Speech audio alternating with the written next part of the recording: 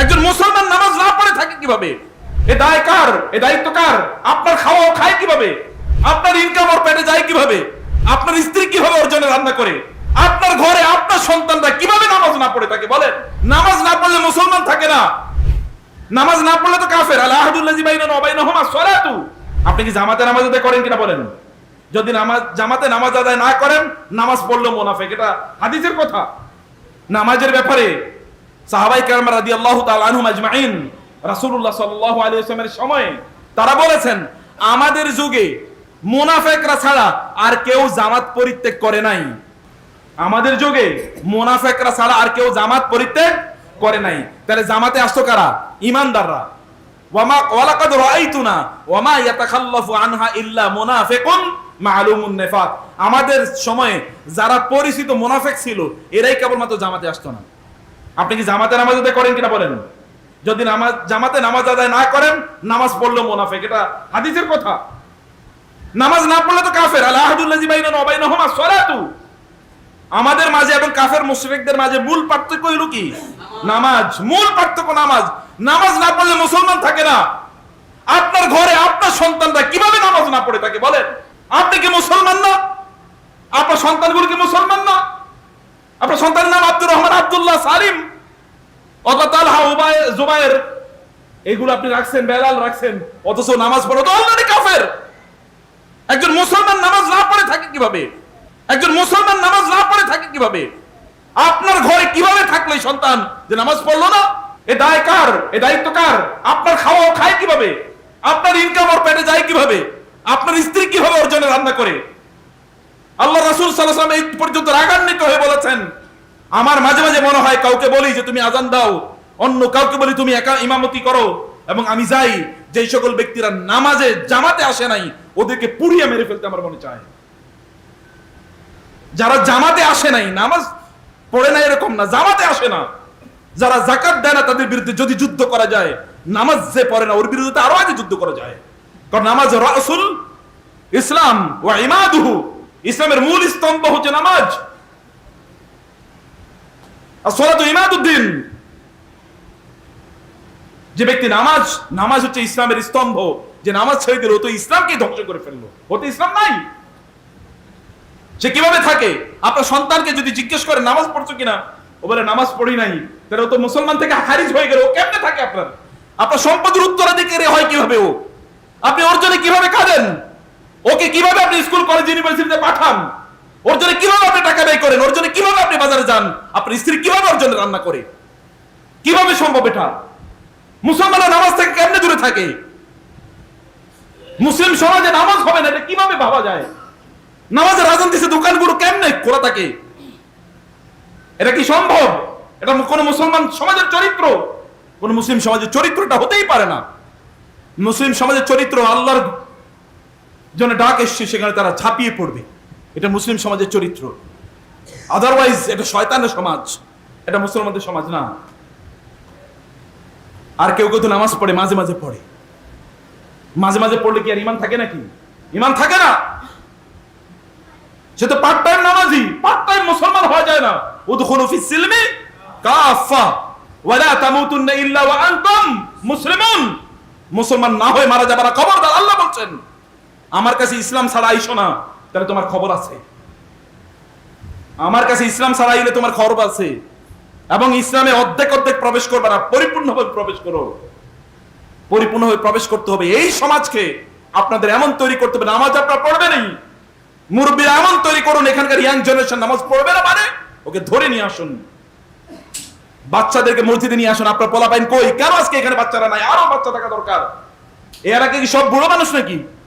বুড়োরা তো কাজে কর্মে থাকে, তাহলে বাকিরা বাচ্চাগুলো কই? ইয়াংরা কই? মসজিদে এখন ঢুকলে কেবল বুড়াদেরকে পাওয়া যায়, ইয়াং পোলাপাইন পাওয়া যায় না। ও এখন ইয়াবা খায়, ও মদ খায়, অথবা জুয়া খেলে। আপনার সন্তান না? আপনাদের সমাজের সন্তান না? আপনাদের মরে যাওয়া দরকার যদি এরকম সন্তান আপনাদের থাকে। আপনাদের এই জীবনের অর্থ কি? আল্লাহর কাছে জবাবদিহি করতে হবে। আপনাদের সন্তানের জন্য কারো মসজিদে নিয়ে আসলেন না। রাসূলুল্লাহ সাল্লাল্লাহু আলাইহি ওয়াসাল্লাম তার মসজিদে বাচ্চাদের জন্য আলাদা জায়গা থাকতো, কর্নার থাকতো, এবং তিনি বলতেন, আমার মাঝে মাঝে মনে চায় লম্বা কেরাত পড়ি, কিন্তু ওই দূর থেকে যখন বাচ্চাদের আমি কান্নার আওয়াজ শুনি, তখন আমি দ্রুত নামাজ শেষ করি। কারণ আমি জানি ওই বাচ্চাটা তার মায়ের দুধ খাবে, ওই জন্য কাঁদতেছে। মায়ের দুধ খাবে। মহিলা সাহাবীরা বলতেন, আমরা মসজিদে বাচ্চাদেরকে নিয়ে আসতাম, এক কর্নারে তাদেরকে রেখে দিতাম, খেলনা নিয়ে আসতাম তাদের জন্য, যেন আমরা একটু মনোযোগের সাথে নামাজ পড়তে পারি। তাহলে আপনাদের সন্তানরা কই? ওই পিচ্চিদেরকে মসজিদে কে আনবে? এখনই যদি ওদেরকে মসজিদের পথ না চেনান, তাহলে কবে ওরা মসজিদ চিনবে? ওরা তো মসজিদ চিনবে না, ওরা সিনেমা হল চিনবে। ওদের মোবাইলের আসক্তি কেন তৈরি হয়েছে এটা বুঝেন না? মোবাইলের আসক্তি তৈরি হওয়ার পেছনে আমাদের দায় আছে, আমাদের দায়িত্ব আছে, আমাদের অপরাধ আছে, আমাদের এখানে ব্যর্থতা আছে। আমরা ওদেরকে মোবাইল শিখিয়েছি, আল্লাহর ঘর ওদেরকে চেনাই নাই, আল্লাহর ঘর ওদেরকে আমরা শেখাই নাই। প্রিয় ভাইরা, একটু ভালো করে শুনবেন প্লিজ, এবং পরিবর্তনের অঙ্গীকার নিয়ে শুনবেন। আমি বলছি, মায়েরা, বোনেরা যারা শুনছেন, আপনাদের সন্তানরা যদি নামাজ না পড়ে, ছেলে হোক মেয়ে হোক, আর ওদের জন্য আপনি রান্না করবেন, ওদেরকে আপনি জাহান্নামের জন্য প্রস্তুত করছেন, আপনি মা হিসেবে আল্লাহর কাছে দায়ী থাকবেন।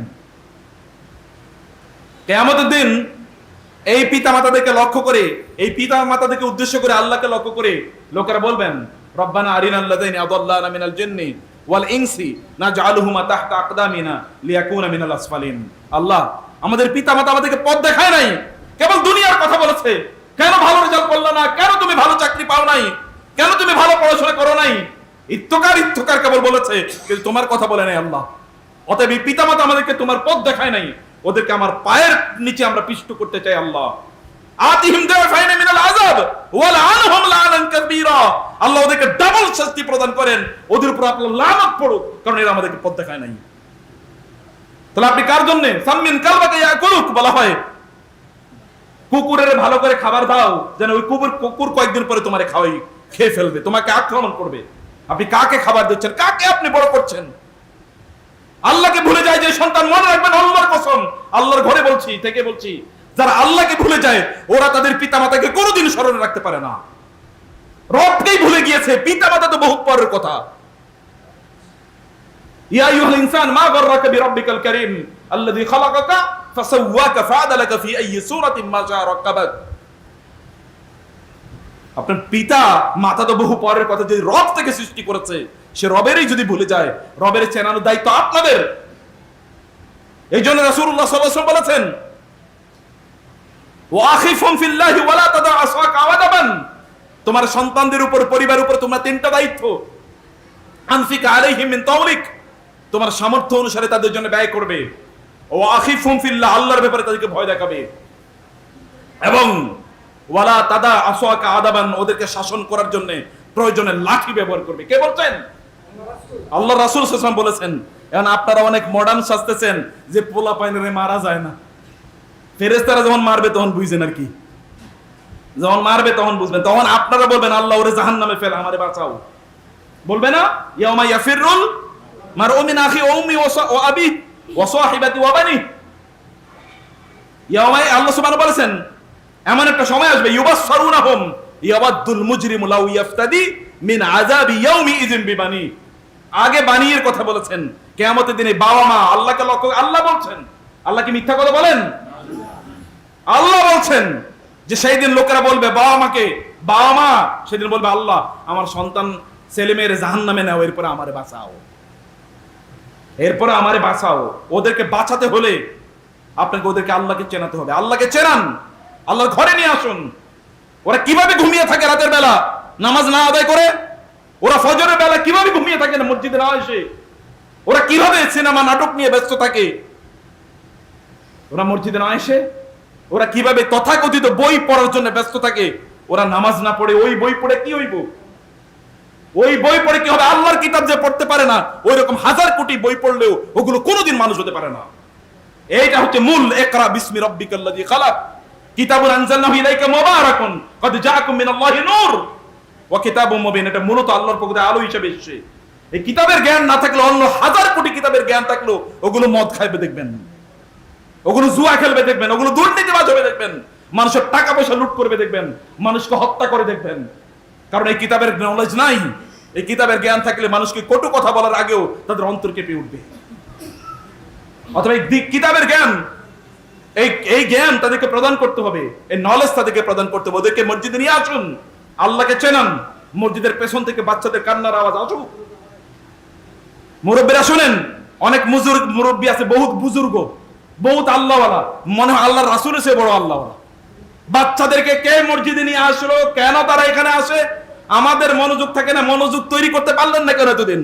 দোকানদারি করতে তো মনোযোগ ভালোই থাকে, সিনেমা দেখতে তো মনোযোগ ভালোই থাকে, গল্প করতে তো মনোযোগ ভালোই থাকে। বাচ্চারা আওয়াজ করুক, ও মসজিদে এসে আওয়াজ করুক, ও যেন সিনেমা হলে না যায়, ও যেন ইয়াবার আসরে না বসে, ও যেন জুয়ার আসরে না বসে মসজিদে আসুক। মসজিদে নিয়ে আসেন, মসজিদের একটা পাশে রাখবেন, ওদেরকে নিয়ন্ত্রণ করবেন, ওদেরকে বলবেন, নাসিহত করবেন, আদব শেখাবেন, শিষ্টাচার শেখাবেন। কিন্তু মসজিদ তাদেরকে আনতেই হবে যদি পর্বত এদেরকে যদি বাঁচাতে চান। আনারে দুনিয়া বাঁচাতে পারবেন না, আখিরাতও বাঁচাতে পারবেন না, আপনিও বাঁচতে পারবেন না, ওরও বাঁচবে না। দেখেন না, বহু হাজার কোটি টাকার মানুষ, তাদেরও পিতা মাতারা এখন ওই যে বৃদ্ধাশ্রমে থাকে। আপনি বৃদ্ধাশ্রমে থাকা লাগবে না, কিন্তু ওই পোলাপানের সাথেও থাকতে পারবে না। দেখেন কয়েকদিন পরে গিয়ে দেখেন, এমন দেখবেন, আমি আলেমরা এখানে আছে জন্য খুব বেশি বলবো না, কোন এমন বহু মসজিদের ইমাম সাহেব আছে বেতন পায় ৬,০০০ টাকা, কিন্তু বাবা মারি নিয়ে সুন্দর করে থাকে, চুকে থাকে। আবার বহুত উচ্চ শিক্ষিত আছে, লাখ লাখ টাকা বেতন পায়, এরপরে বাবা মার কোনো খোঁজ খবর নাই।